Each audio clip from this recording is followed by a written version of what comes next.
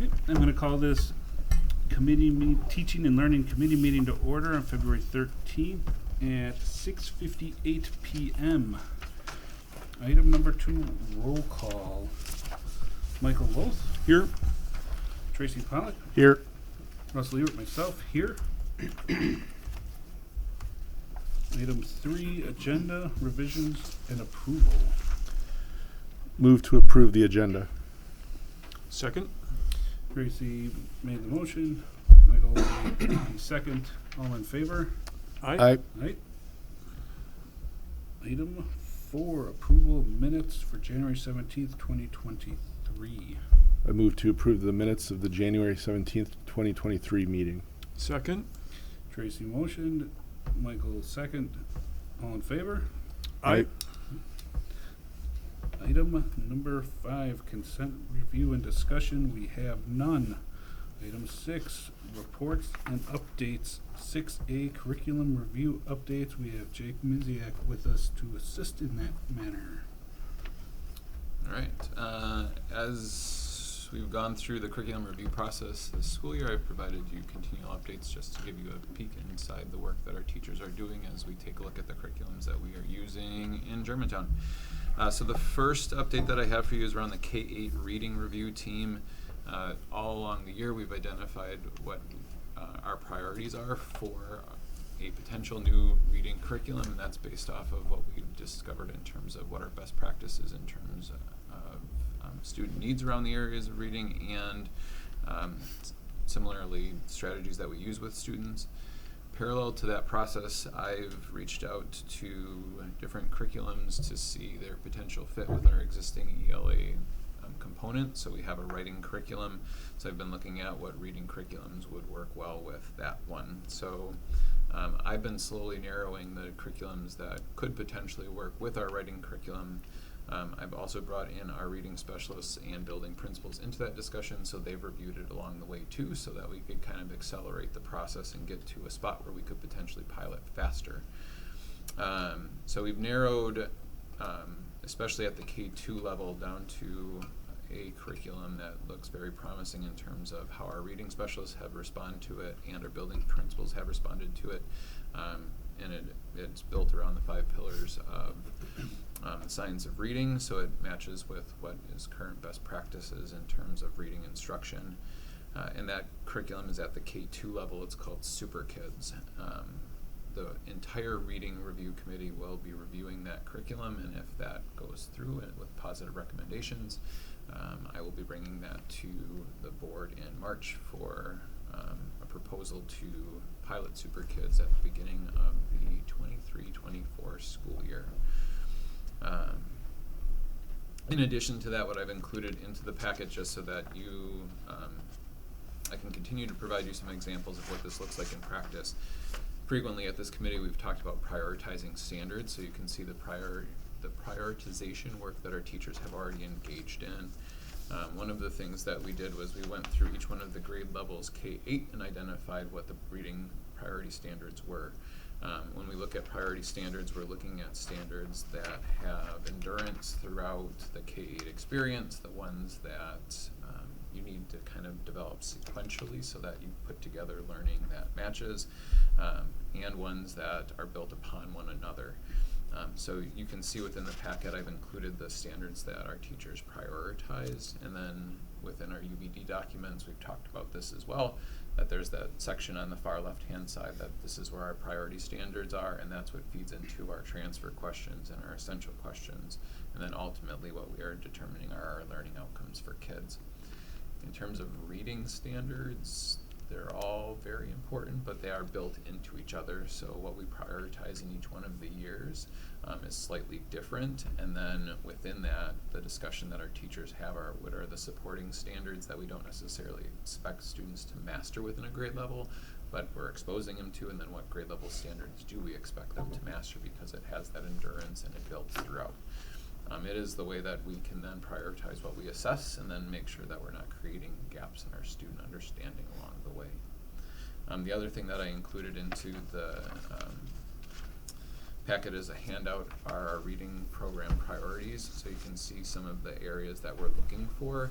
So So as we evaluate curriculums in terms of Super Kids or the curriculums that we could be potentially looking at 3-5 or 6-8, you can kind of see what we're looking for in those curriculums. So we have two different lenses by which we can evaluate curriculums. Do they hit the standards that we've prioritized, and do they match what we've developed as our priorities for those curriculums? And I'll pause there before I jump to the next two review updates in case you have questions about Super Kids or that process. Specific to Super Kids, are you able to provide us any material? I know, like illustrative math, we were able to kind of have some access and look around. Yep, so the wonderful thing about illustrative math is that's a free curriculum that's open source, so you can get to it that way.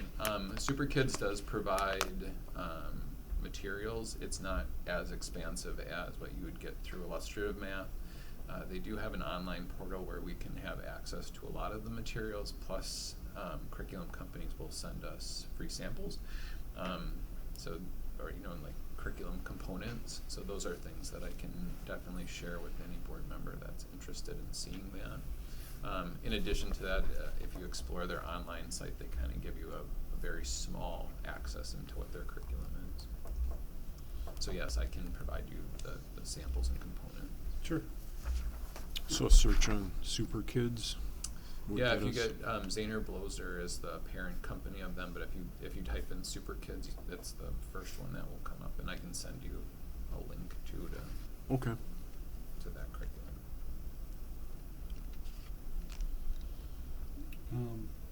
Tracy, I don't know if you have. I don't have I appreciate hearing the term science of reading, and from what I've been looking at here, a lot of references to phonics and phonetical work. So it looks solid. Obviously moving forward, but thank you.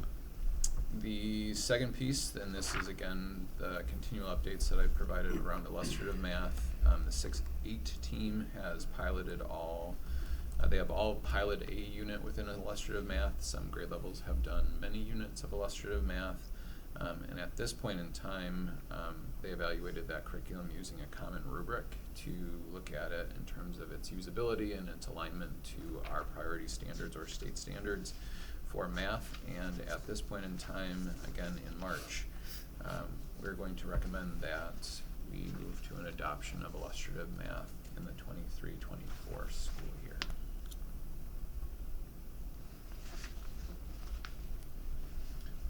How staff liked, they're becoming comfortable, are comfortable.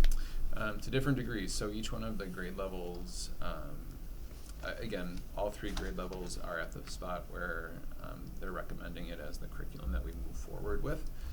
One of the components that we've just begun to explore is the professional development side of supporting illustrative math.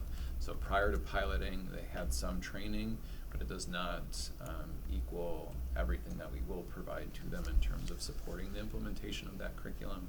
So there are things like mathematical routines that are built into the illustrative math that we would provide them additional professional development on. All three grade levels, 6, 7, 8, believe that illustrative math can serve the foundation for what our curriculum will be. So it will be that curriculum resource that can be supported by the curriculum that we develop through UBD. Awesome. Was the pilot long enough to really get a feel for how the kids responded to it? So one of the differences between how this pilot operated and how future pilots will go is we kind of started using it last year, and at the 6th and 7th grade level, they've been using it quite extensively throughout the year. So their recommendation is based on a longer period of time in which they sampled the curriculum. For the 8th grade crew, they piloted a unit at the end of last year, and then they piloted another unit this year. So to different degrees, the length of the pilot was different, and that kind of happened because of the way that the rollout happened last year and the way that they engaged with it. In terms of like what we'll be talking about for Super Kids, Super Kids will offer 2 different pilot lengths for us. They do recommend piloting at the beginning of a school year because their lessons build upon one another. Super Kids will let us pilot for a semester or up to the full year for next year. So to your point, yes, it is helpful to have a longer duration pilot to see how students respond. With math and math at the middle school level, one of the things that happens is, especially in what's called an integrated curriculum where you're doing geometry and you're doing algebra and you're doing statistics, some of those units can be taken out and then put back in. So essentially what they did was they did a geometry unit, and it's the extent of what geometry would look like in 8th grade. So it is a full unit that they piloted.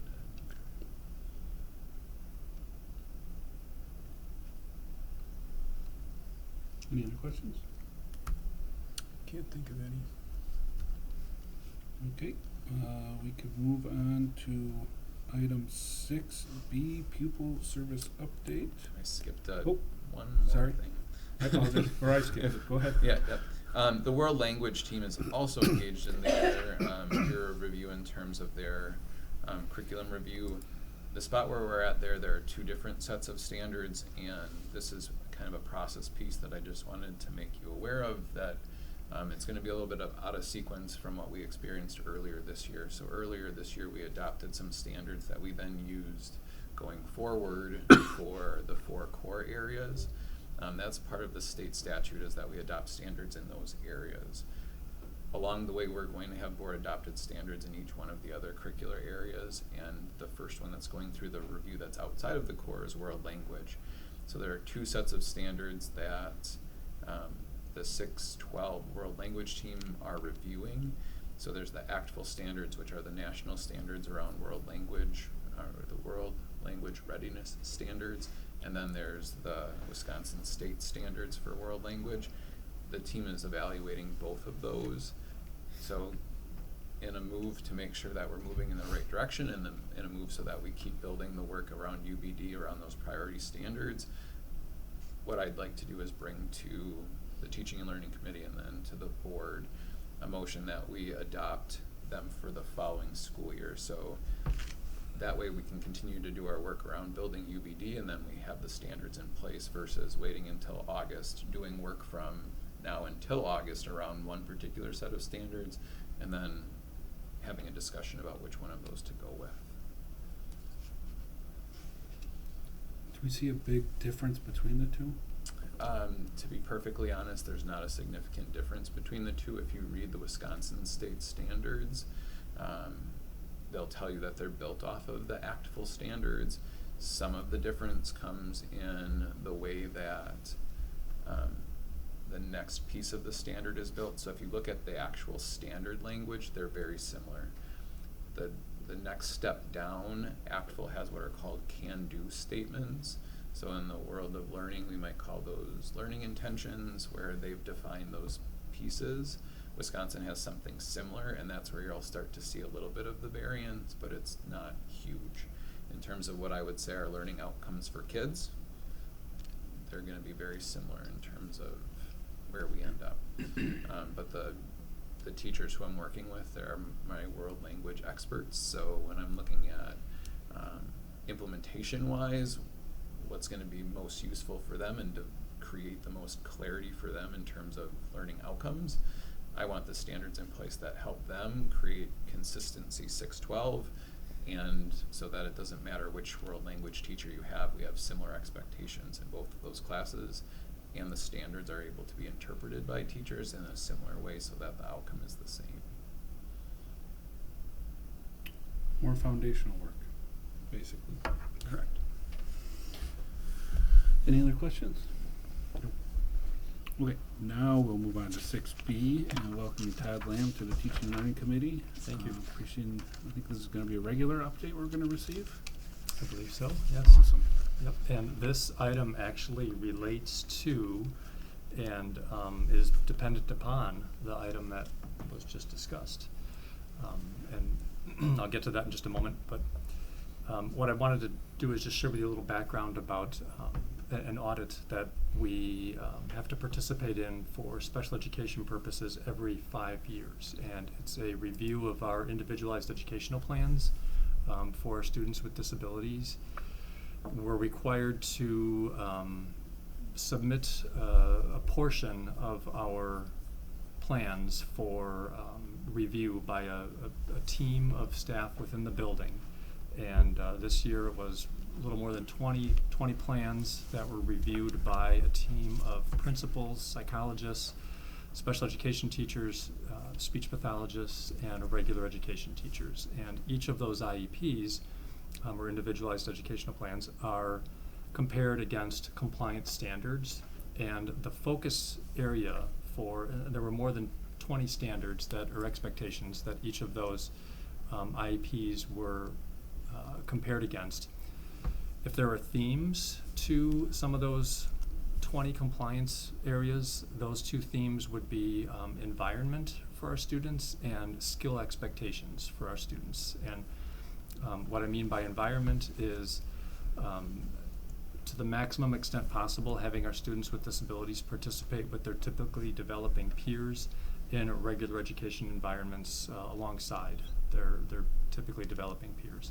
And anytime we find the need to provide services to our students in special education locations, to have more intentional explanation for why that needs to be, that's the appropriate location for them to be serviced.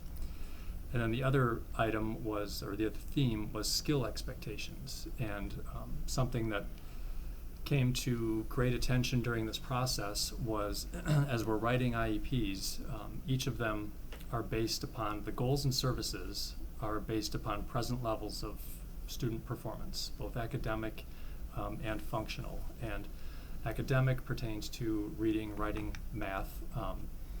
Functional can pertain to all other areas such as communication, motor skills, emotional, behavioral, social, any other skills that are not academic in nature. And when we're writing those present levels in IEPs, each of the skills that we identify that need to be planned around as far as goal development and providing of services should connect back to a common expectation for all students within the class or within the curriculum, and ideally should go back to the adopted standards that we have as a district. So that's what Jake was just talking about. And that's something that just came to light in terms of this process, that we need to do that more intentionally, ground what we're expecting of our students with disabilities into what we're expecting of all students, and using those board-approved standards as our foundation for building then goals and services. So those are topics that we'll be talking about in more detail this Friday during In-Service Day, as we focus more on referencing standards and expectations for all students, because that will be a shift for some of our staff. And I think that's the essence of that item. I just wanted to share with you the audit process and just some of the key takeaways from it. We're in the middle of an audit now, or we're on the tail end? We're in the middle of, it's in different phases, so we're in the middle of different phases of it. This particular portion of the process is complete. The portion where we had a team of our own staff review randomly selected IEPs and then we submitted those results to DPI for their awareness and some of our planning moving forward. The next phase of it will be, I'm anticipating a consultant from DPI reaching out to schedule an on-site visit to either A and or B, review the same IEPs that we reviewed for reliability check to see if they would have rated them the same way that we as our staff did, and then also to review an entirely different randomized sample of plans. And when they're complete with the audit, does the district obviously would receive some form of report, correct? Typically, we receive a notice from DPI saying the audit is complete and just kind of There's no like, bookending the process. is there any like summary of facts found, areas of improvement or suggestions, areas of them explaining that we need improvement here or we're doing something incorrect? I mean, does any of that, or is that throughout the process? Throughout the process, we identify these areas that then we've been having conversations with staff ever since November is when this review occurred, and we've been building this into communications and staff meetings and in-service time just throughout. And then corrections need to be made to those IEPs where there were items that were found that were non-compliant. And then that random sample that comes up again, the expectation will be that those IEPs are all compliant in each of those areas. And when that happens, then historically speaking, DPI will just send us a letter acknowledging that we've completed the audit. And Internally, can we or do we have a report that tracks that? Number of active IEPs, not specific IEP, obviously we're not gonna identify into that level, but active IEPs, is there like monitoring for potential IEP on the horizon or intake? I guess would be the best way to. I think maybe for this instance, if Mr. Lamb at the conclusion of the audit provided back to the teaching and learning kind of summary of what was learned, corrective actions I we've guess taken, those type of things, what we're doing well, that maybe Yeah, the what- consultant shares back. DPI is going to give us a classic DPI. Either you failed or you didn't, and then we would have to create all of that. So I think maybe a summary of But if we the can- journey with if that we- data. If we can get that data as a visual, we can kind of see from year to year, or for every 5 years, benchmark, where are we? Theoretically, we should be always improving and having less non-compliant issues, right? I mean, that's the goal. So, it should be nice to see. And what's interesting about this process is those items change from, they call it a cyclical process. Every 5 years, they identify different compliance areas that they want to have districts match themselves up against. So the items, the 20 or so items this time were different than the 20 items 5 years ago, and could be different than the 20 items, but they are what they Sure. are. Yeah, I was gonna say, so the 20 from the prior year don't drop off, we still have to stay compliant on Correct. that, right? Yeah. I suppose it'd be random audit, so you're not gonna get the same IEP every time, but just some data we can look at, it's Yeah. helpful.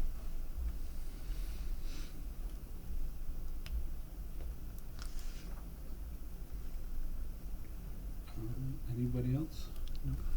Nope. Okay, we can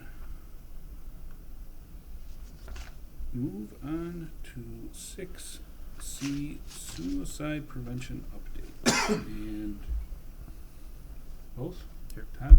Larry?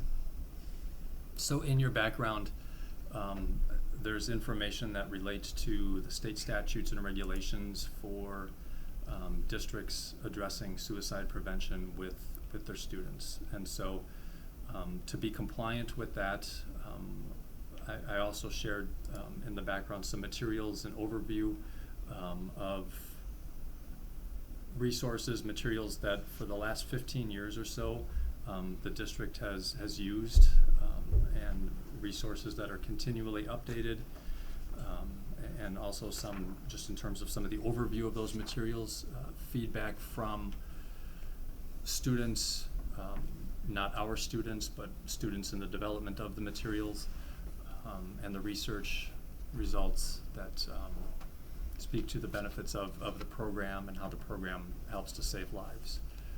And the theory that talking to 100% of students allows 80% of students to help the 20% or so that are in need of some help.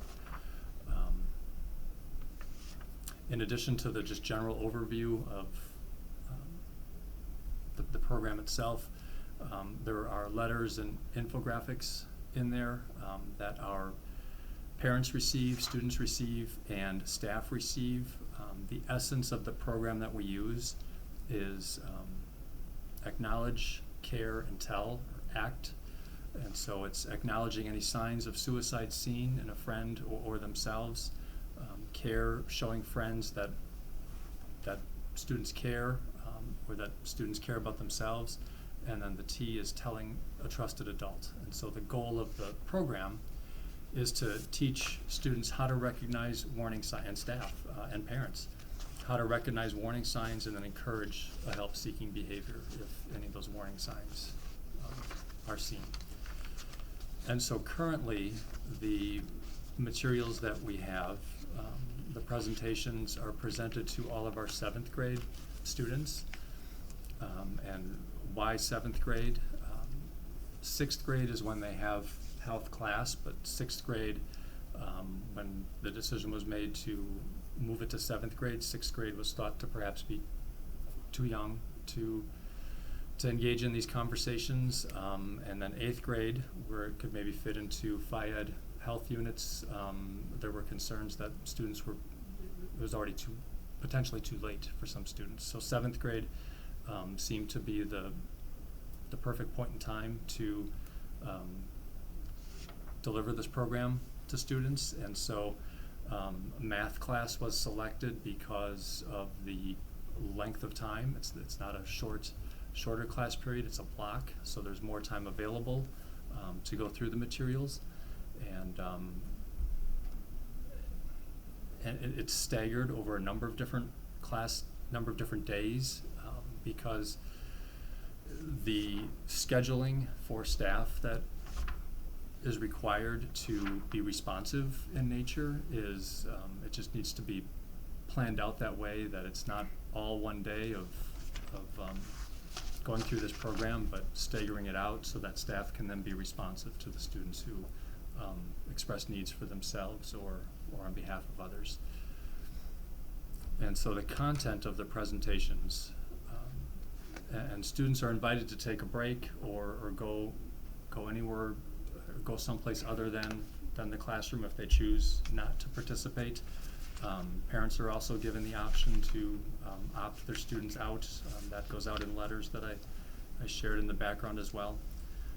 The content is 3 videos that are 5 to 7 minutes in length that speak to the concepts of ACT, Acknowledge, Care, Tell, and teach students how to recognize the warning signs, encourage proactive response, encourage the life-saving benefits of talking versus keeping things a secret, and to think about who their trusted adults might be. And then the videos include students acting out scenarios of one student exhibiting some warning signs and other students being able to identify those and tell a trusted adult. And then the discussion between those videos includes just really a repetition of what the videos shared to make sure students understand that they got it, that they got the message about listening to warning signs and acting on behalf of themselves or others. It's not a discussion of any self-disclosure in nature. It's just reviewing of the concepts that are shared in the videos.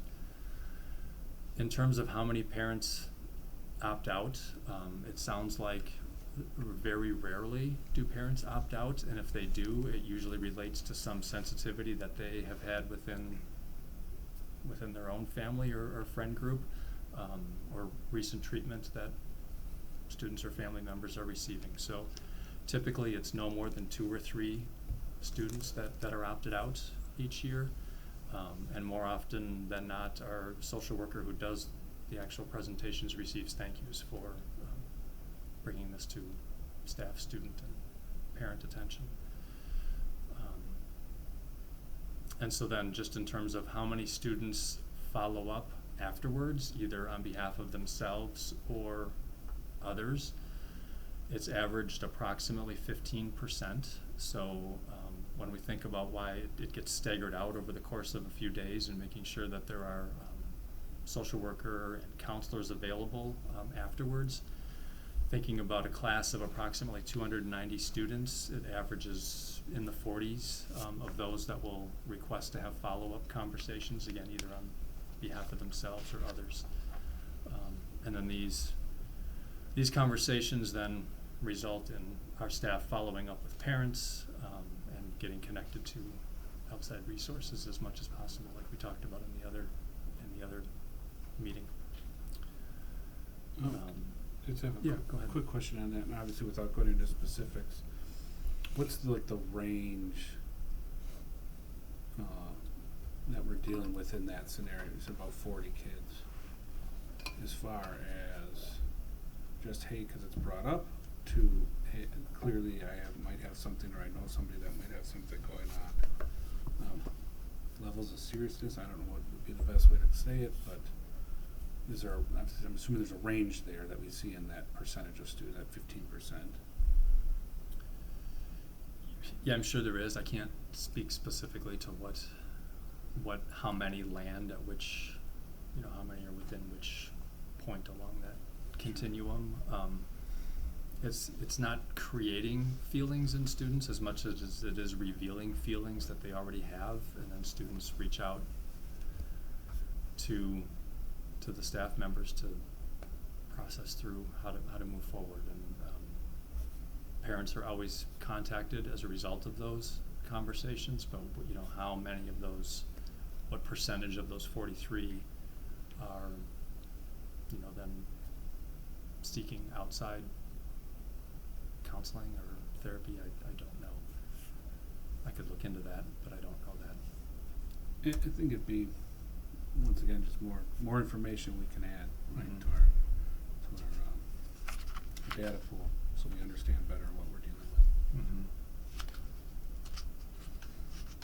Sorry, go ahead. So there is a depression rating scale that's part of the curriculum, or the program that we don't use. Haven't used that. We could, but we don't. And then for this particular year, there are some parents who did receive those letters already, because February was the month earlier. In February was the time frame that was set aside to deliver this program this year. That didn't happen as scheduled, because we wanted to bring it through this committee and have this conversation before it proceeded. So we have parents out there who were informed that this was going to happen, and it has not happened yet. So Did we touch base with them and let them well, know? we're going, after this, we will need to touch base with them and let them know that it'll be rescheduled, or Okay. Being that this is coming down from the state law, that we have to provide something along these lines, this program, it sounds like we've offered for a long, this specific program we've offered for a long time. Is it continually reviewed? Is the subject matter changing in it? And have we looked at potentially other sources, or do we go back to this because we know this is what's working, or what we're comfortable with for our district?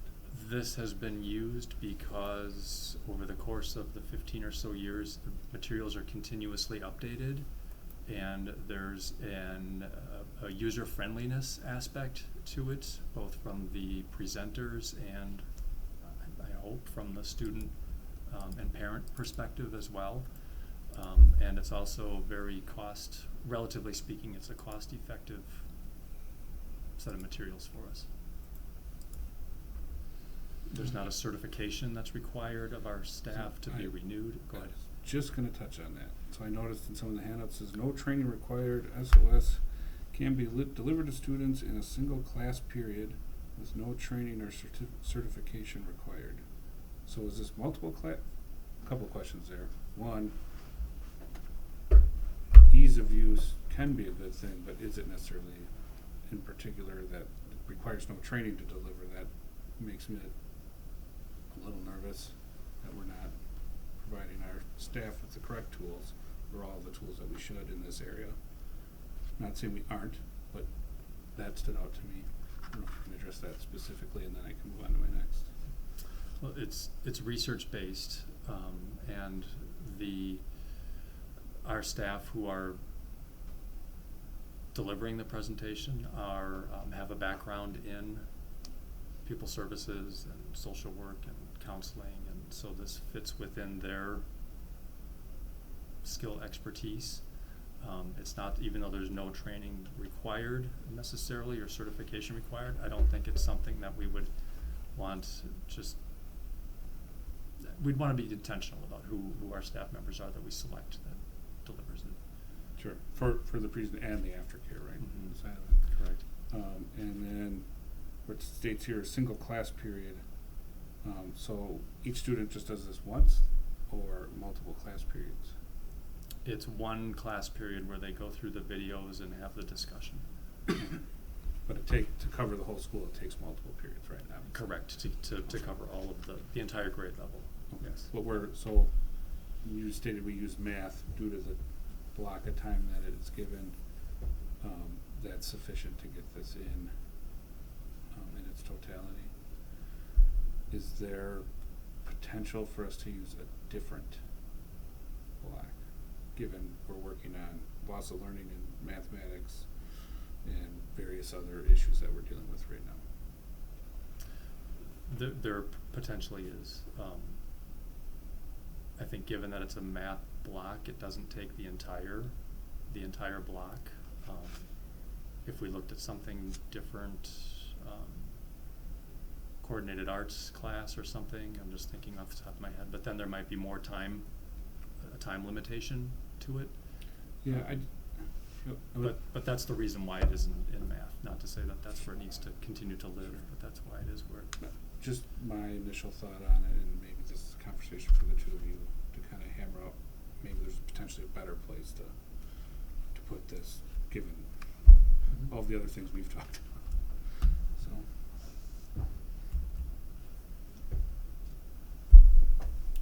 And I interrupted you again, so. I think I might have been,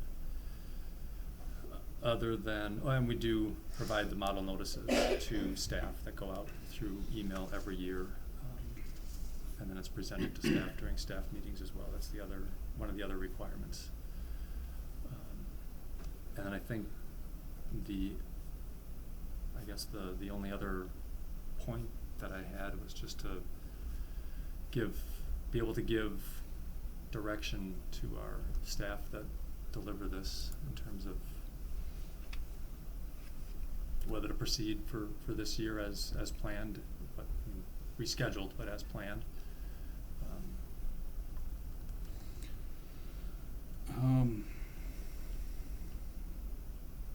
Before we get to that, I want to address the letters that go out to the parents, as well as it looks like there's one that's provided to the student.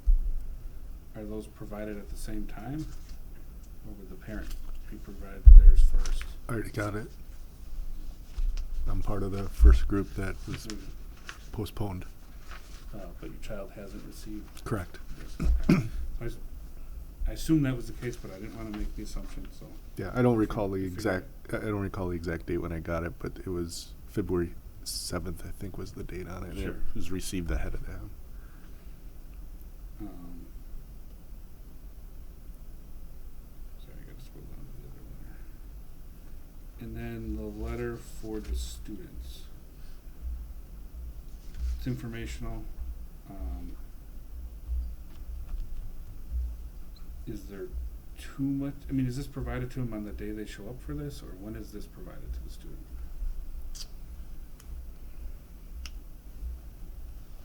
I think it's the day they show up, but I would have to double check that. Okay. And the reason why I ask is that, I mean, they're informing the student what they're gonna be talking about, which could elicit certain responses or thoughts. And if it's done outside of the next step of actually teaching the class, it would worry me a little bit that there's a gap there of I don't wanna call it covered time, but kind of cart before the horse. And that's what I'm looking at. And so it'd be nice to know when it's provided to them and if it's the appropriate time. We can discuss that later, but. Yeah, I can look into that. I think to your point, Mr. Ewert, the information in the student letter could almost be orally provided in the moment of today. This is what, it's almost like an intro to, this is what we're doing today, versus sending a letter. And if I get it today, but I'm not doing my seeing the video until Friday, There's a lot of questions that could be, that could come up, or feelings that could come out. yeah, especially if we have a kid in crisis Sure. at the time. Yeah, and there's a lot of information. Just me reading it, I go, well, I'd have a question here or there, so. Yeah, maybe there's a little procedural change that could occur. As far as approving it going forward, we don't have an action item to do that, I don't believe. Let me, No, There's a lot of we don't. I information. think it's coming as an awareness so that you as a board and those watching at home or in the audience here tonight are aware of programming that has, as we work to be, this committee was founded on building transparency of practices, and this is, though it's a long-standing and, as Mr. Lamb said, beneficial practice we've seen, we want people to be aware of what's going on, specifically now here at Kennedy around this topic and the why behind the work. absolutely. So, to your question of moving forward with it, that's, Yeah, we'll work on some of the operational things, but Sure. we'll continue with it. unless there's glaring concerns on this end. Looks good to me. And my questions have been answered, so I think we're good. Okay, did you have anything else? No, I think that was it. Thank you. Thank you. Move on to 6D, summer school offerings. Great. And as you mentioned that, I realized I may have placed my summer school offerings in the incorrect spot, as I probably should have an action item with it because there is a recommendation for a motion at the end. But the background on this is every year the offerings for summer school courses are brought to the committee that preceded the Teaching and Learning Committee, which I think was the IC. I think during my time here, it just went straight to the board. So. I went straight to the board. But either way, what it was explained to me in terms of a procedural note was the new course offerings were often brought to the board for their approval prior to altering the summer school offerings that we have. This year there weren't any additional offerings that were suggested by our teachers, so every year we survey teachers, we ask them, is there any interest in adding courses to our summer school offerings? This year there were none. So the slate of summer school courses that we're offering this summer are similar to the same courses that we offered last summer. Last summer we cut classes based on enrollment, so those classes are still proposed here, and we would still be responsive in terms of enrollment. So if there were classes that came in that last year had fewer students, but that this year have enough for us to run it so that it's a financially viable class, then we would make that adjustment. So all of the information that's provided here is kind of subject to enrollment, which would also include the proposed budget. So the proposed budget is built off of last year in terms of the number of students that we had and their selections. So we forecasted forward to say this is our anticipated budget. Last year, if you remember, based on our October report, the moves that Dr. Reuter made in the spring in terms of cutting the offerings that had low enrollment had a positive effect on our summer school, so we would continue exactly the same process going forward so that summer school is not a loss to the district. Yeah, just remember in the report you provided on it, it seemed to have worked well last year. It seems like we're not altering anything from that this year. I don't necessarily have any questions on it. Does anybody else? Are these all at KMS? No, so on the next, or one of the pages within the packet, there's a gardening class that takes place at Rockfield Elementary. Okay. The credit recovery physical education class that we offer for credit, camp acapella, and swimming are all offered at the high school, and then all their courses are going to be at Okay. Kennedy. And can you tell me a little bit about what engineering adventures are? I wish that To I the could. adventures of engineers. Yeah, We offered it last year. I You can could- provide you with the course Maybe, description. Maybe in that the I board don't have packet, at we'll hand. put the course description. under Okay. each. Is there any chance for any other, do you think there's any interest in tech ed? You know, students trying to pick up tech ed type courses in summer that they might not have time for the rest of the school year? In terms of offering it like as a credit bearing class prior Maybe, to. yeah, maybe. I would venture to say that that would be very challenging given the seat time requirement for what we consider a comparable for that. The physical education class seems to work because there's some adjustments we can make in terms of the comparability, because if you run a longer session, you kind of eliminate some of the downtime that sometimes happens in physical education for changing and things like that. So we're able to fit that into a time frame that's acceptable based on the DPI guidance that we have for summer school classes. For a class like Tech Ed, that might be a little bit more challenging given the needs of the outcomes we're looking for. As well as Okay. staffing plays a role too. Yeah, I know. Yeah. It's difficult at the high school level. That's why you see many high schools, with the exception of maybe a physical education credit or credit recovery where students need to get credit. That's really a limiting factor. Yeah. Okay. Just had that similar line, I've answered it, but I was gonna ask in regards to the pathways we've talked about. Is there an opportunity here, but it sounds like the time restrictions in hand. I would say that time restrictions and staffing would be the two biggest challenges for that. There have been in the past some kind of tech ed exploratory options that have been offered by tech ed, and they've been on a very limited basis in terms of they've done some night classes with a very small number of students who have worked with our tech ed teachers. But that's one of those things that we're continuing to look to expand is our offerings. We just didn't have that interest yet this year. My question to fellow committee members then would be, since this is in reports and update and there is a recommendation, I don't think we can make this motion. Would we wait, would it be appropriate to wait for the full board meeting and as a represent or We can add it to new business for the full board? for the full board for action. I think that's where it sat last year because this committee wasn't intact.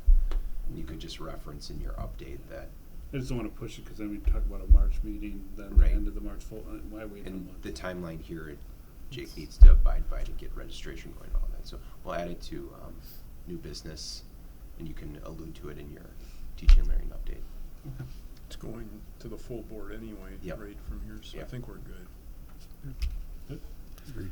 Okay.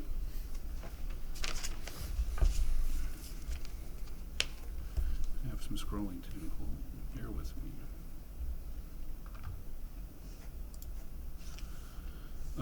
Item 6E, policies governing operation of Germantown School Library update.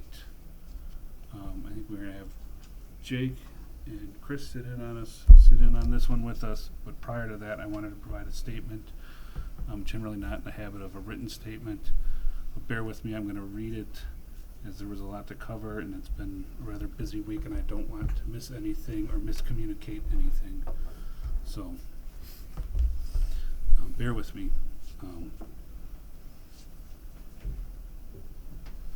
So I wanted to address, the committee and the community on what has transpired over the last weekend and this week regarding library books that are currently on hold with our librarian. In order to have a productive and meaningful discussion, I'd ask that our community be intellectually honest with themselves and care about humanity in regards as we proceed forward. I have no plans to read any of these experts out loud, as I find them utterly inappropriate. This does not mean that we're hiding anything, as I do have copies of all of the excerpts, and I will make them available to anyone that would like to review them that is here, or would like to contact me separate and request them. First, I'd like to say this is not about banning books, burning books, or some form of book witch hunt. that the community or some members of the community have suggested. This is about ensuring that the material in our public libraries are appropriate for the minor students that have access to them. This was specifically and solely focused on the pervasive language, vulgar content contained in the books currently on hold by the librarian. In no way is this about my personal views regarding the general themes or content.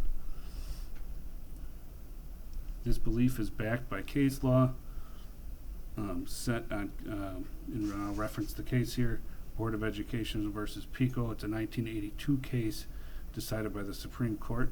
This case hinges on the need to determine if books are pervasively vulgar or not educationally sustainable or suitable. I believe the content contained in the books in question have absolutely met that threshold. Now I'd like to address what has occurred.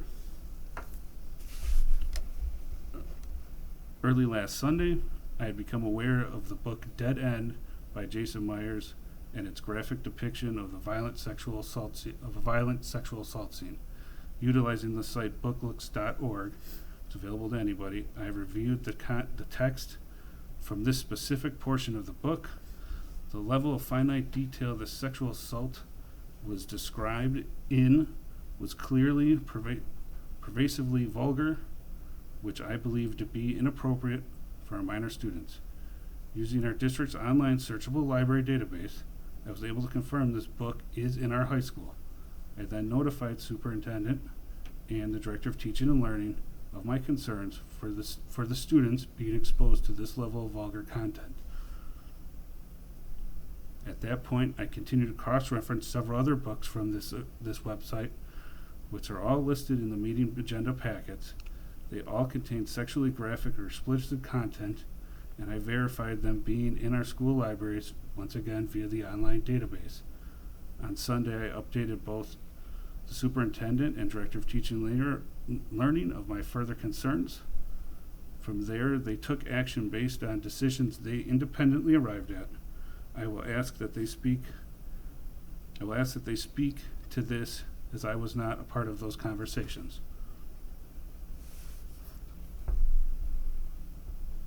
I'd like to, explain my thought process as to why I took the urgent action that I did.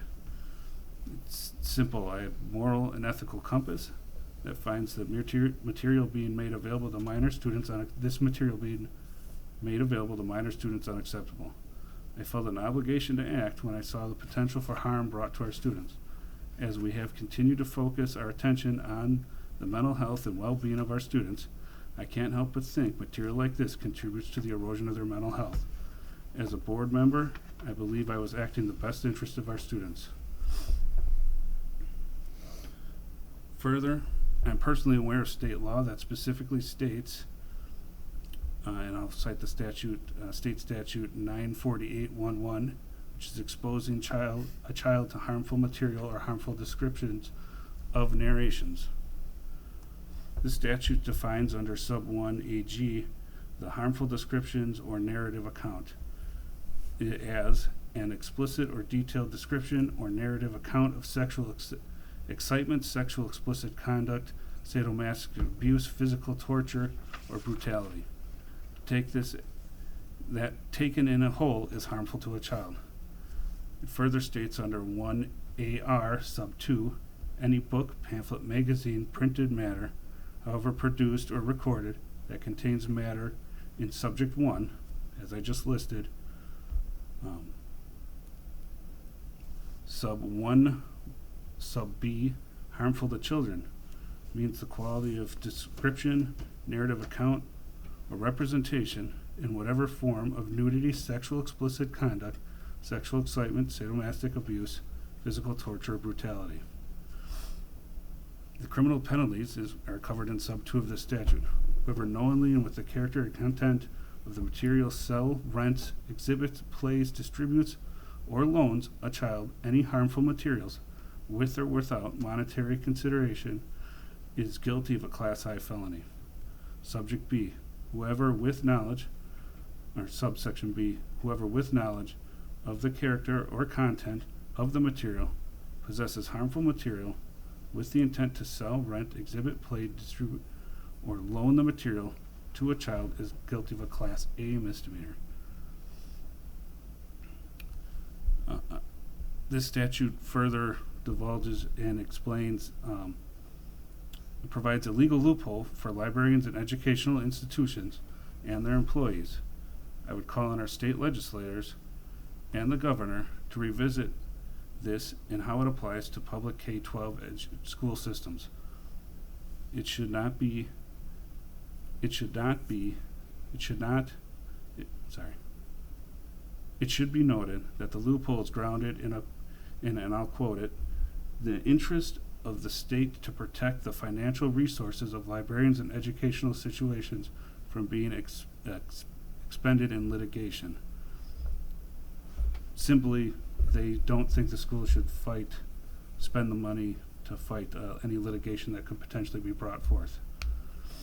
I'd ask this, if our citizens are subject to the prior listed penalties, why are we providing protection to some, or an entity, in this case, to do the same? Simply because a half-vain attempt of tying it to education is made. This statute doesn't express that educational institutions shall provide this material. It doesn't even state that it is legal that they do. It simply states that they can't be held liable. The absolute absence of moral and ethical grounding this displays is egregious at the least. Now I'd like to address some of the concerns that I've heard in the community over the last week. Currently, there's an opinion floating around that I violated District Policy 2522, which we're discussing shortly, which governs our school libraries. This is factually untrue. This policy outlines a process for parents and district residents to challenge material in our library, and I believe it is an appropriate avenue for them to do so. However, I would argue if a board member would follow these channels, they would circumvent the chain of command by bypassing the superintendent, the director of teaching and learning, and the principal by simply approaching the library media specialist directly. This would be inappropriate on two levels. One, it would give the optics that I was attempting to undercut or undermine the superintendent. And two, this could and most likely would cause undue pressure for the librarian. With these thoughts in mind, I intentionally left the decision-making up to our superintendent and director of teaching and learning, which I absolutely believe is the most ethical approach. I also like to note that using the approach that I gave gives the superintendent a chance to inform me if my actions or approach may be an overreach of my authority, and I firmly believe he would do so. Continuing to address several comments I've seen. The students are exposed to this particular one, students are exposed to far less inappropriate material at home via the internet. The thought that we should lower our district standards to meet the cesspool that has become the internet is utterly ridiculous. I have every intent to push the bar higher for the district and advocate for our parents to do the same. Continuing to address more comments. Now addressing probably one of the most disappointing and factually baseless statements I have heard this week, which is that I'm looking to have LGBTQ+ and racially based books banned from our libraries. This couldn't be further from the truth, and to make such an accusation is borderline defamatory. I would like to finally thank all of the community members that have showed their support of my concerns.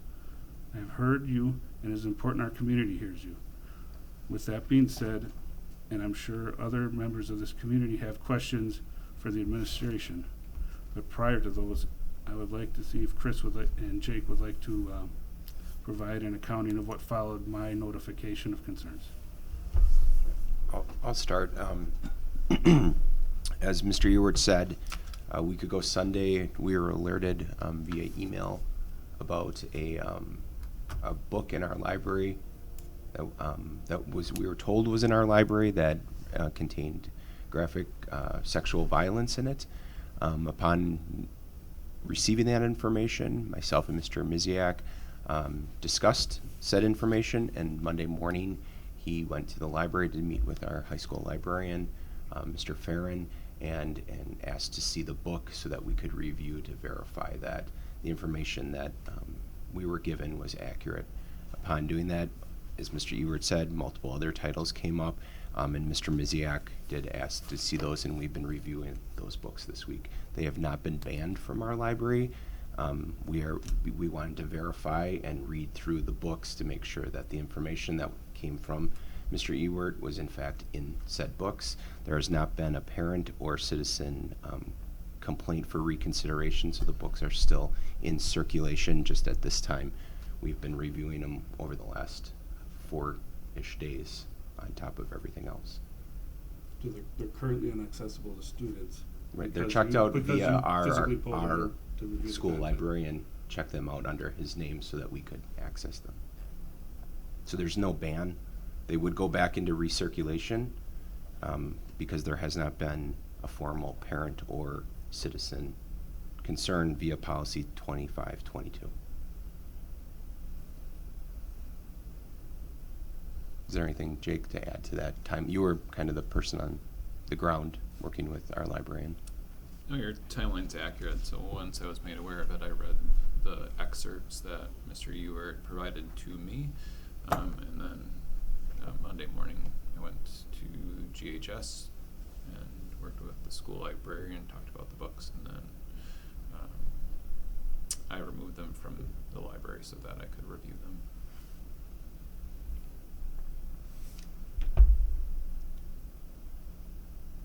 I have probably a laundry list of questions. I'm sure gentlemen to my left and right may have some.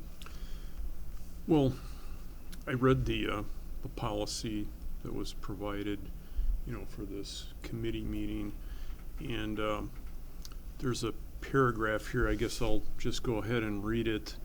Material being reviewed based on a request under this policy shall remain available in the library during the review process unless the district administrator determines the subject material does pose a threat of harm to students considering the grade level involved, and provided the determination is not made solely because the material presents ideas that may be unpopular or offensive to some. Any temporary removed materials will be promptly returned if the final determination is to retain the material. Any action to remove material following a request reviewed under this policy will be explained in the review process records. So I read some of the excerpts, and it was really tough. It's really tough to muscle through reading it. It was they're that bad. And I guess I will add the authors don't have virtue, and this material doesn't belong in our library. I guess I thought that you had pulled the material. They're not, they're currently in Jake's office. Okay, But they're not, they have a formal, that paragraph, what supersedes it, a formal complaint from a citizen, as Mr. Ewert said, or a parent has not come forward, as he was just informing us of content that was in our library. One of the important things to note is that piece of the policy kicks in after the first part. So the first part is when a formal complaint is brought to, or when a complaint is brought to the school librarian to reconsider. There's an action step that can take place there. So the school librarian, in conjunction with Mr. Farron at the high school, they can review the material to determine whether or not it's a fit for the library. So given that our collection at the library adds, and these have been lower years in the last couple, post-COVID years, between 200 and 400 new titles every year, they can't possibly read every single page in every single book. So given the information that our school librarians have had, they do a significant amount of work on the front end to review material to make sure that it's a fit for the library. So there's several reviews that they can go through. If you were to read some of the reviews for the books that are being reviewed and are questioned, several of them receive very high ratings and reviews. Some of them have age-appropriate stamps on the inside cover that were determined by the publisher and said, you know, ages 14 and up. So they are books that are coming from that 200 to 400 pile, right? So if there's something in one of those books that pops up that the review didn't accurately portray, or that we have an additional question, a parent could bring that forward using this process and say, this is a book that I would like to reconsider for this reason. And from there, our librarian could act and say, yep, you're right, this book doesn't meet our community's values, or this book doesn't, it contains material that I was not aware of. And at that point, the librarian can remove that book from circulation. There have been instances in the past where that very same process has played out, where our librarian has been made aware of content in a book, and then worked with Mr. Farron to decide whether to pull that material from circulation. It's part of the process of making sure that all the books in our library are books that we want in circulation. Okay, so really we're at the point where a parent or guardian needs to file a complaint per this policy. That's where we're at. It hasn't happened yet. Right, that's why guess. we have not, the district has not violated this policy, because it's still on our card catalog, which means it's in circulation. It's just been that you see the titles here, we've been looking at them this week Right. while navigating multiple other. Okay, so things. I'm guessing there's some publicity now about it that a parent or someone's going to file a complaint. Possibility. We don't know, but we think that's what's going to happen. Very likely. Okay, very good. I just have a couple of comments myself.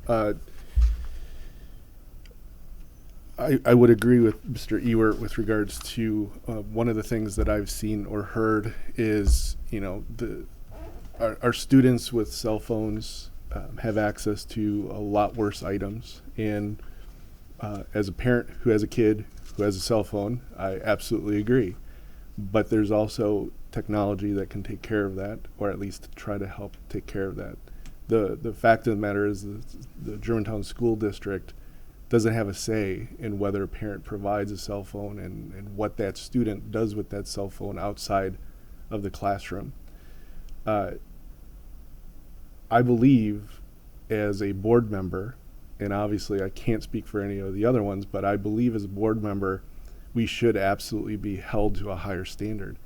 And whether or not my personal belief of one thing or another comes into play actually doesn't matter, because we have a responsibility to this district and this community and the students and staff and teachers to make sure that we don't run afoul of whether it be the state constitution, whether it be the federal constitution, whether it be state statutes that are in place.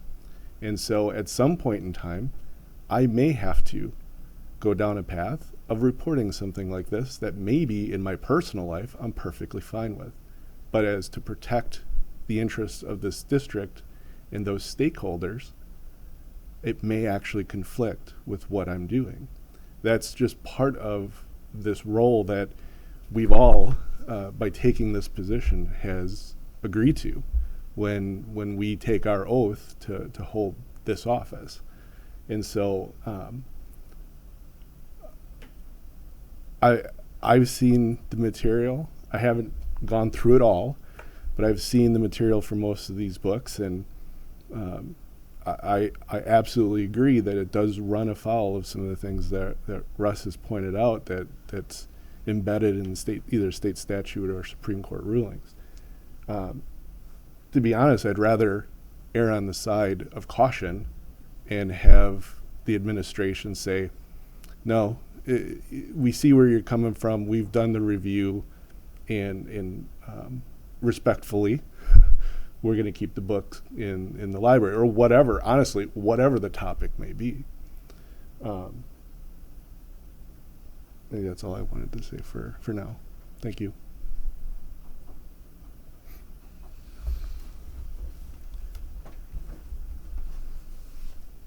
Are we at the question phase? Yeah, I mean,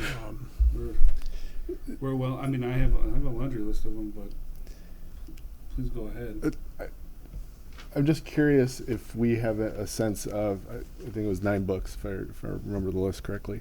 If we have a sense of how many times these books were checked out.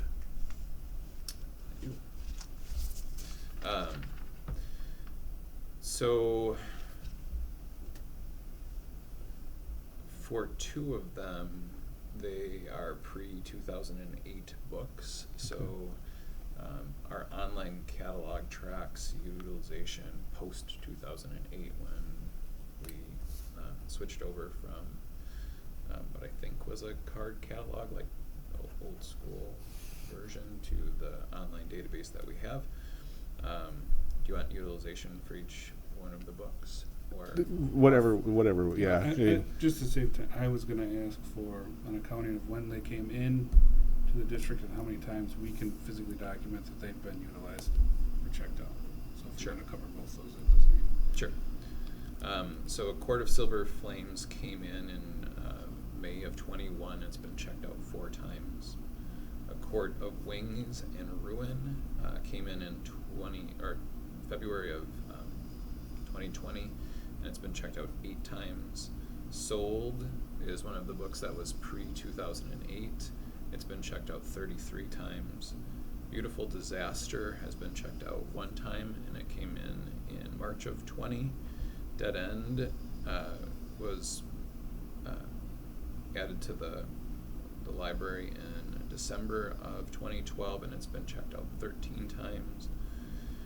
Tricks was in November of 2010, and it's been checked out 43 times. Beautiful is February of 2014, and it's been checked out 24 times. Push, March of 2009, and it's been checked out 8 times. And then Lucky is the other pre-2008 book, and it's been checked out 39 times.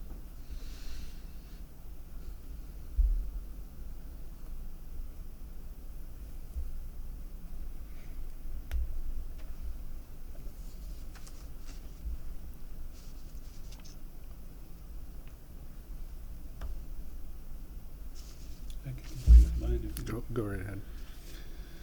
So, in September, when we updated this policy, we added a formal review request portion, which is what we're discussing, as well as the ability for parents and citizens to search our libraries, see what's in them. At the time that we were approving this, my understanding is this was a directive towards how parents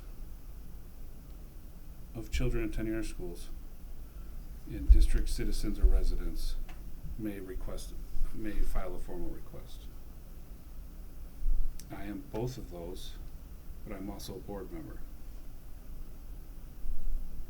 Where is the process for either me as a board member, or B, a staff member, teacher, director, super, librarian, that notices something that's inappropriate or they believe to potentially be inappropriate or harmful?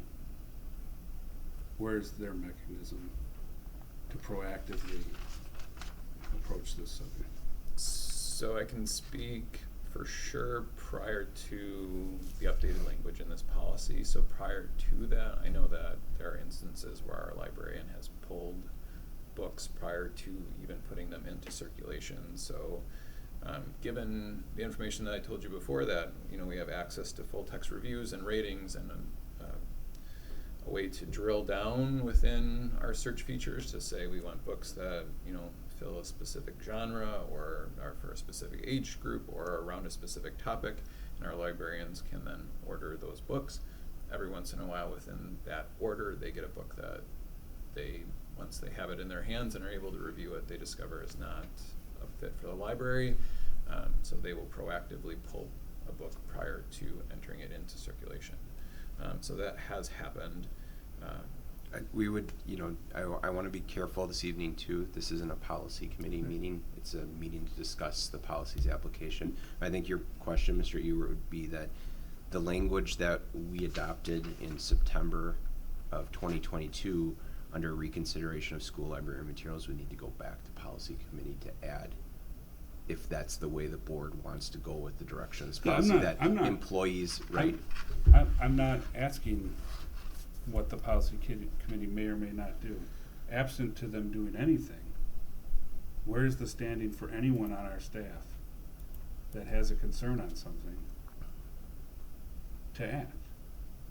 Or are they not allowed to act and continue to violate state law because apparently it's okay for the districts to violate state law? That would be my concern.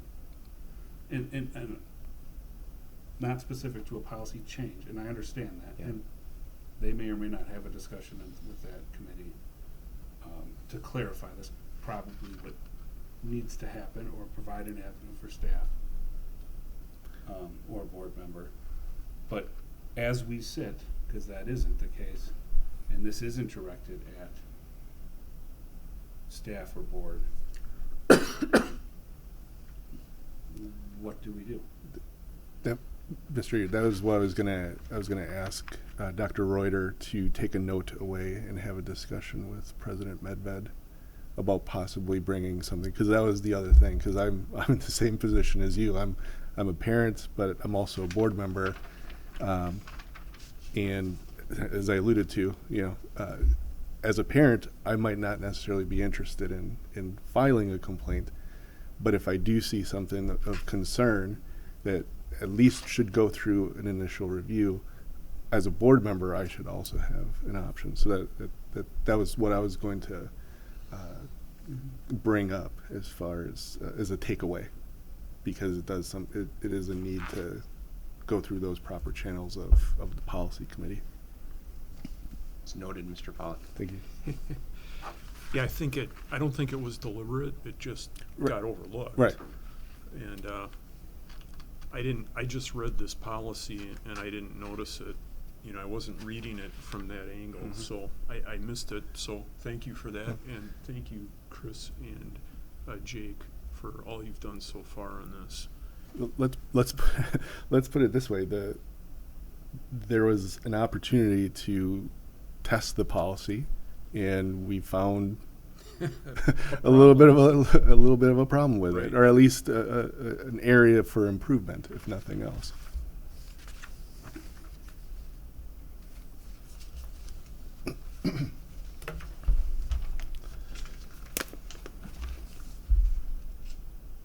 So, I think, policy committees can be convened anytime, right? So it looks like policy needs to meet in the near future. Excuse me, Mr. Barney's the chair, so I'll reach out to him as well. Right. Very good. So, going back to the policy we do have at hand, I'm looking at a laundry list of things that need to be met or considered when materials are brought into the library. These particular ones, if were reviewed properly, and I'm assuming weren't, probably wouldn't meet them. So given that we've had librarians prior to this official review policy being in place, take it on their own to potentially remove or self-edit on incoming, where are they to check their work?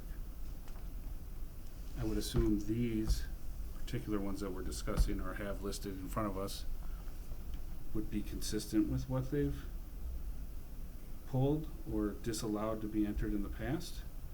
Or are they worse? Or are they less in an offensive manner? Without the actual other titles for comparison's sake, I don't wanna try to compare how these ones compare to what has been self-censored and Sure. what has been self-selected out of the library as they've come in. One of the things that I would say is in terms of the criteria for the books. So for the fiction end of things, there have been some of the books that are on the list that have earned favorable reviews, which is one of the criteria by which they're using to select the books. So there were reviews that were provided that were favorable, or given the book was by a New York Times best-selling author, they picked a book that would then potentially be something that was appealing for readership's sake. So if it's coming in, and some of these books are billed as young adult novels. So if it's a young adult novel that is then also by a best-selling author that's getting a favorable review,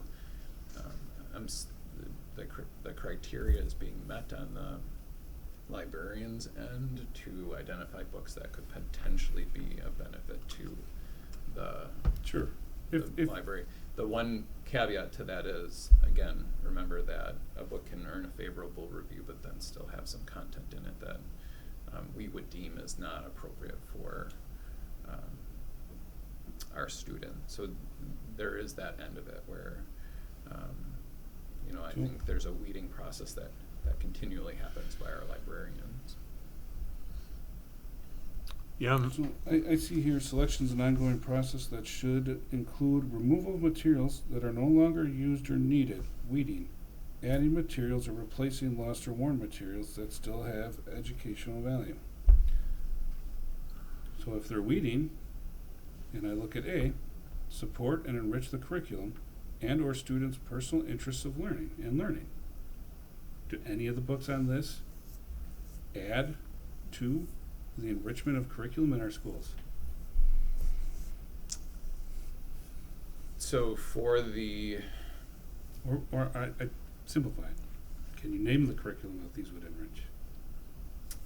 So for fiction books, again, this would be something that I'm going to speak in generalities for what you could say for fiction books. If you look at the standards that we have around reading, some of those some of the standards are in relation to how authors develop theme or some of the craft that they use there. So fiction books probably have a wide range of things that you could explore for that purpose. Sure.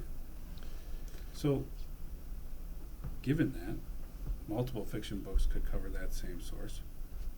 Is there a loss of the educational purpose if these were decided to be removed? Would we find ourselves with some massive hole in curriculum enriching fictional books? Some of these I don't think are fiction, but or that we would be at a loss to replace with something probably highly more appropriate. So that's one of the, I'm going to offer an opinion here, but the thing with fiction books is there's many opportunities for a book to be in the library. So by many books, I mean there's lots of different opportunities for fictional books that we could select to put into the library. But I think to answer your question directly, Mr. Ewert, the titles in question, we do not have a direct correlation to curriculums, but I could say that for many titles across the district to Mr. Miziak's Sure, point. yeah, and I understand that, but in general, they can be tied back in structure, right? Sure, if you were using it for the educational purpose of achieving Yeah. a standard, the curriculum, if you were talking about a specific content that may show up in one of our UBDs, so a specific content piece that we're looking for, there's not a one-to-one correlation between the title and any of our curriculum. So So I'm looking specifically at item C, that be appropriate for the subject area and for the age, emotional development, ability level, learning styles, and social emotional intelligent development of the students for whom the materials are selected. That's pretty vague, and as was pointed out, you know, just because some author won some sort of award, that could elevate the book to being something special. The publishers basically make a decision on their own. The book is appropriate for 14 plus, 16 plus, 12 plus, whatever it might be. I would throw out there, can we go back to our librarians and ask them what they would suggest to help tighten this up? There's a lot of leeway, and to some degree I'm okay with leeway, but for some of these items it's not as clear cut. Okay, you know, earn favorable reviews and reviewing sources viewed as authoritative by library professionals. Okay, that there's some guide rails there, but the be appropriate for the subject area and for the age, that's a little bit more random because it's some publishing house in New York that's saying it's good for 14 plus. So can our librarians review their criteria, or at least the criteria that we listed in policy, and come up with some ideas to say, okay, you know what, this is what we can do for C, this is what we can do for F, this is what we can do for these different things, or identify tools to help the review process. I don't expect them, if they're getting 400 books, to read all 178,000 pages of those books. But there's resources out there that can be used to help guide this, that we could run a title or barcode through to basically say, there's no red flags. There might be some yellow flags. Hey, let's have a discussion to see, is it appropriate? There'll be plenty of greens, but there's got to be some way that they can suggest. They're the librarians. There's some things that they should be able to suggest to say, here's what we can do to help tighten up this policy. We might have to change the ABCs of the policy, but we can add to it to say, here's the tools and resources we're using to help make these decisions that are independent of our own thoughts, of our own viewpoints, of our own whatever.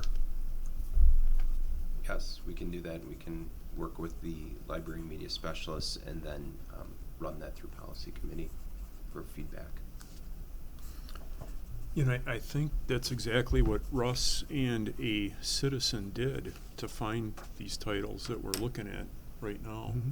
So actually, I'm happy that the librarian has pulled books before they ever got to the shelf.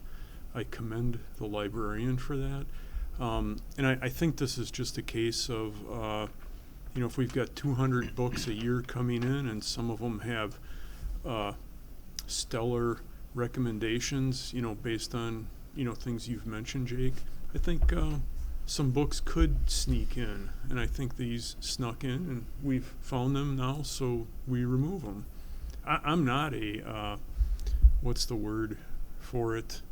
I'm not somebody that,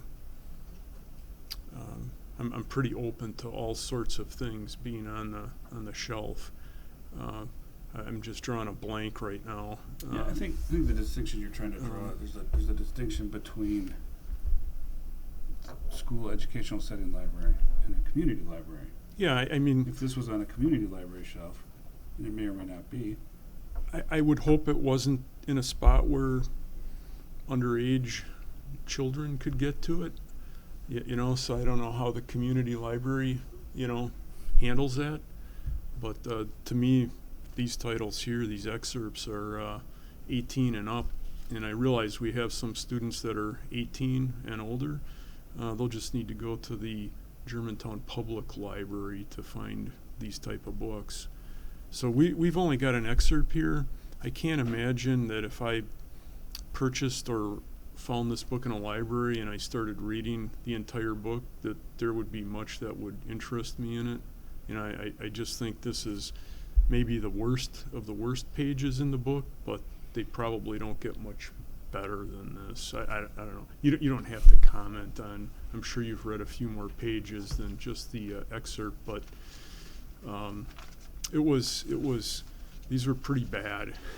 And another way of looking at it is citizens have 3 minutes at board meetings. You wouldn't want a citizen coming in and reading any one of these excerpts. And I wasn't sure I wanted the excerpt on any of my electronic devices even, to tell you the truth. But I'm okay having received them. I'm not going to complain about that, but it's just bad. It's really bad. So anyway, these snuck through. I think we got to take care of them.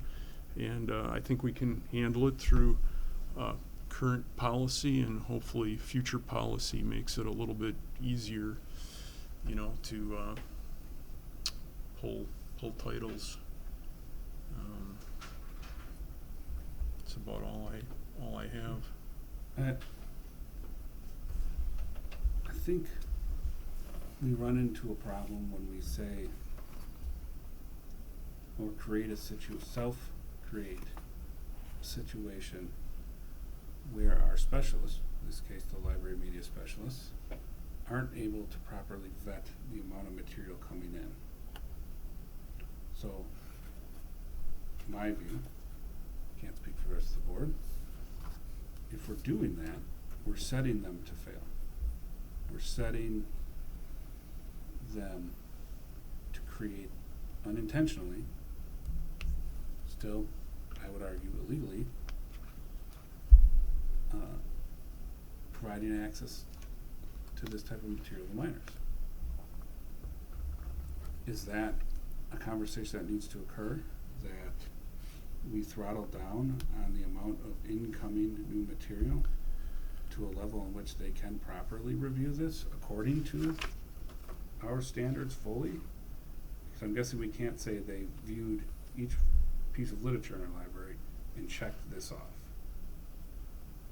And if this is the process that we've outlined and has been outlined, this was not a change, this had been in policy prior to September 26th. We're, as a district, causing a fail point, bottleneck fail point for them. We can, as we address the other pieces that Mr. Pollock brought up, that can be a conversation of, I've never been a librarian, so I don't know the workflow in that, but to understand the current state and help them determine what the right flow is of new materials, as well as that weeding process.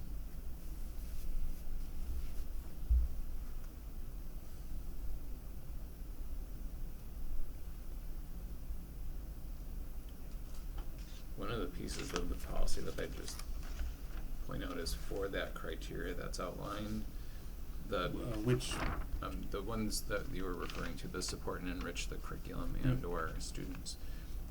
Prior to that criteria, the way that it's listed is that some criteria may apply in each situation and not all of it need to be met in order to acquire and incorporate these materials. Correct, so but they all have to be considered, right? Correct. Well, so I think that's one of the things that, in my conversations with the librarians, one of the things that they're doing is they're trying to achieve the goals that are outlined in the beginning of the policy, which we want kids to read books and we want them to be avid readers and we want them to be exposed to material that are going to help them succeed in the curricular areas that they're engaging in the classroom.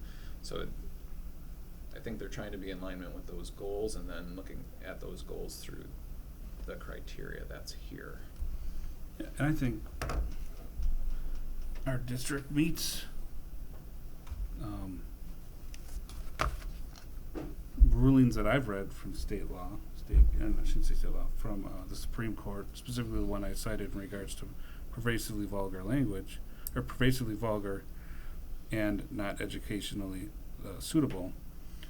That case does go on to discuss several things that have to be considered, and it makes a clear distinction between a board and district's responsibilities to the library and a board's purview and responsibilities to classroom literature.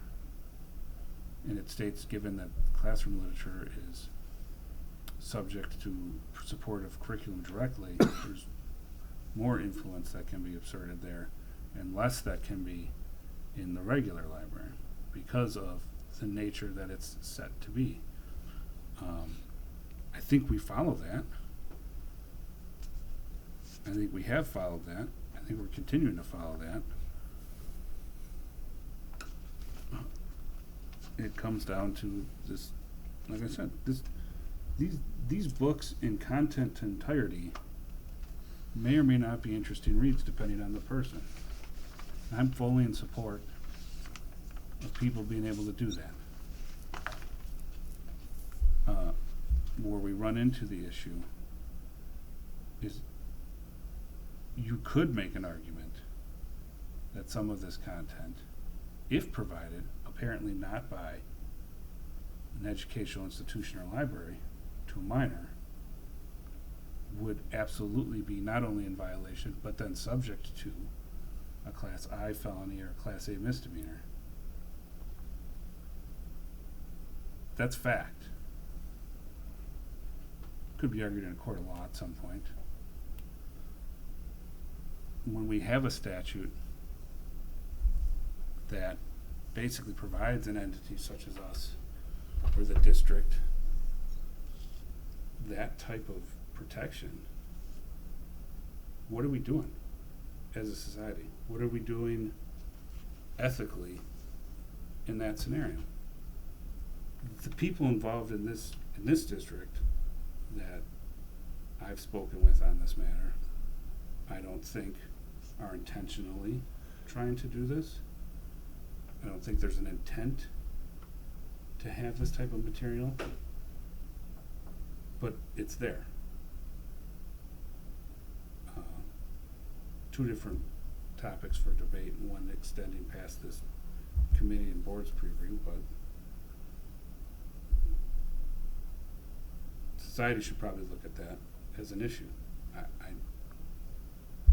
don't see a way around that. As we stand, from what you've discussed, the books are currently checked out for totality of review. It sounds like currently, due to policy limitations, it would require a parent or district member, does not have to be a parent of one of our students, they have to reside in the district, would have to file the official, I don't want to call it complaint, but Possibility of reconsideration. reconsideration for school library materials. That's where we stand as is, right? And I think that's a legal issue from some of the state, from some of the case law that I've read in regards to a board member being able to usurp that authority. Correct. So, unfortunately, that's where we're at. Yeah, so I'm guessing before policy committee meets, a parent or citizen will probably file the appropriate complaints, and then we can move on with policy the way it's written right now, right? Yep. I think that's what's gonna happen.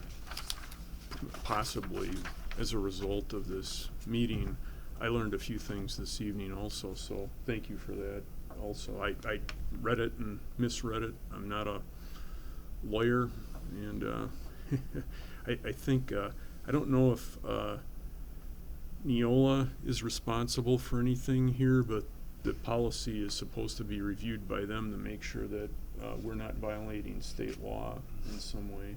Yep, this And, was reviewed by Neola Right, prior to me right. bringing it to the committee. Yeah, so I think there might be something missing here. Maybe, maybe not. You know, it's hard. I can't say right now. I'll have to read it again. If this does go to policy committee for changes, I'd have legal take a look at it as Yeah, well. yeah. Yeah, it's not, the path forward in that is not clear or direct given the case law at hand. Right. But there's waypoints for guidance. And I'll go back to it, this perversively vulgar nature, educationally suitable is the biggest one I could find in regards to this. More specifically, I think it's the district's only, I don't want to say only approach, but it's the biggest hurdle or threshold that have to be met. Probably for one of these reviews, if a citizen were to come forward and request for the book to meet removal. So there's an informal process that exists before that. So as laid out in the policy, when there's a complaint that's made to the librarian that And school principal. that should be removed, our librarians under this policy have that ability to review that with our school principal and determine if that's something that should be removed. So it would be per their discussions as to whether or not it could go further to request, outside consultation with a district administration. But then that second piece of the policy kicks in if they're unable to come up with an informal approach to how to deal with the book, then it can come up for formal review. Yeah, I mean, I read some case law in regards to the consideration, there would have to be consideration of other approaches before straight removal. I.e., something's in the elementary school, it's deemed age inappropriate. Is it something that would potentially be appropriate in the middle school or the high school? And I think, so that... There's legal consideration that has to be given to that part of the So process. when the book, I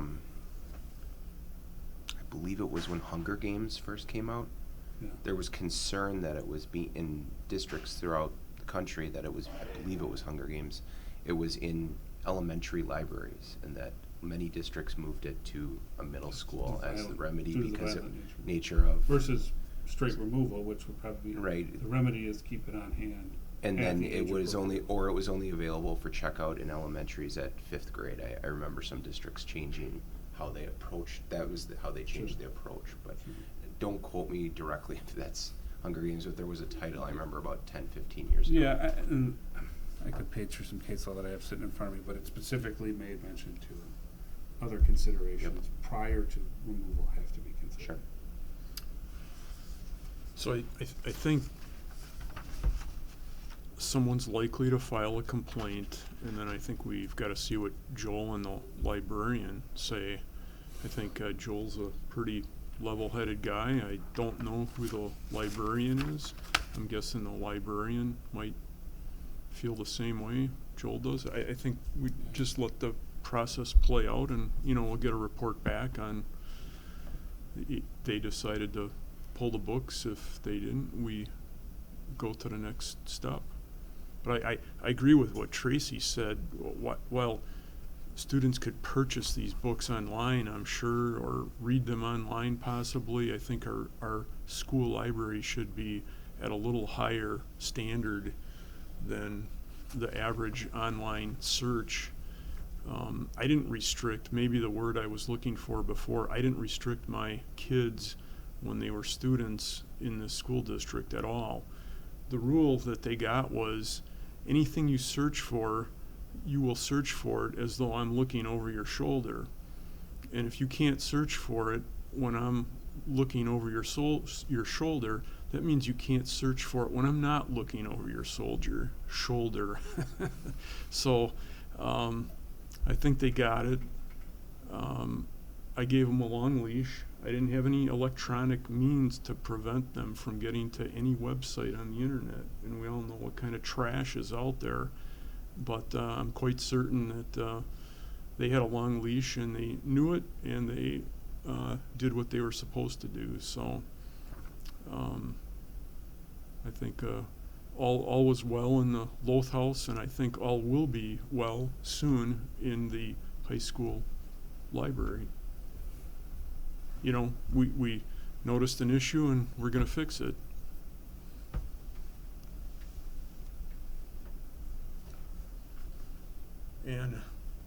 thank you, Russ, for looking into these statutes and court cases. You're better at this sort of thing than I am, that's for sure, for a reason, for a good reason. I'm better at looking at boilers. We check all of our Boilers? new I'd be happy waters. to, We'll get a chance to do that one of these days. right? Tracy, I don't know if you have any more. No, I'm good for today. I know it's getting late. A couple other questions I had in regards to this. What, not distributor, but what's the word I'm looking for? Vendor. Vendor. Are we using, it sounds like you said we could search multiple things. Balance in the library is one of them, I believe, and it's actually required. that We have a balance of materials. Yep. Opposing views. We're able to pull those types of reports. Pull reports for, Well, so you made comment to the vendor being able, whatever. I so it don't was know an if F. we would be able to determine like if there was a balance that's there. So the vendor, so Follett, has a searchable database. So if there were things that we were looking for specifically, we would be able to drill into that using Follett. Okay. So, And- for example, if we were looking for a balance between nonfiction and fiction in terms of our, like at a very high level, that would be one way that we could potentially break books out. So there's a limit to the data mining we can do. I would have to have more specifics on what you were looking for. The way that the librarians have explained it to me is it gets pretty finite in terms of what you can do. So you can, if there's a specific subject area which is about as drilled down as you want, Culturally relevant balance. there wouldn't be a way for us to assess our library based on that. There'd be a way for us to try to, if our librarians noticed a specific gap, they would be able to look for whatever that search term is that they're looking for to create the balance in the library and then purchase books that would fulfill that need.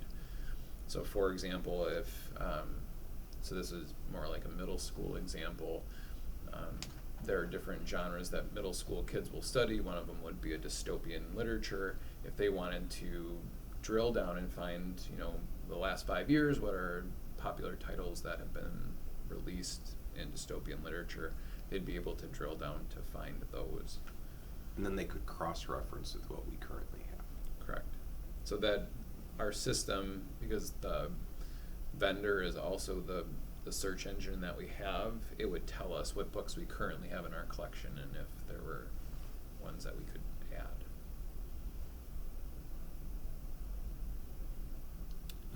Online material. So they can vet books that are coming in. How do they vet any of the online resources or online book library?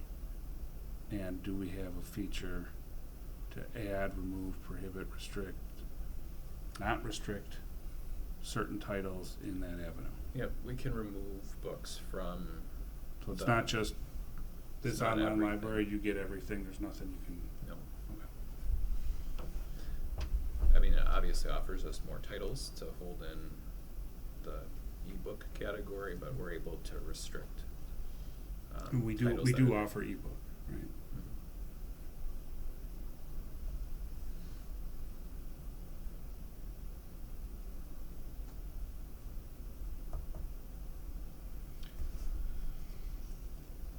I know it's growing late. I have plenty of other questions, but this conversation will continue, I'm sure. So if anyone has anything pressing or No, I can't think of anything.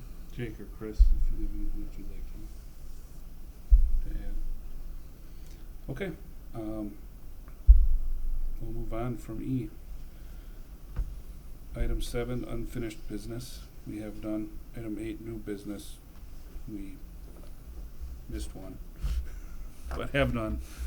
So I will move on to item 9 and then entertain a motion. Move to adjourn. Second? Motion was made by Tracy, second by Michael. All in favor with no discussion?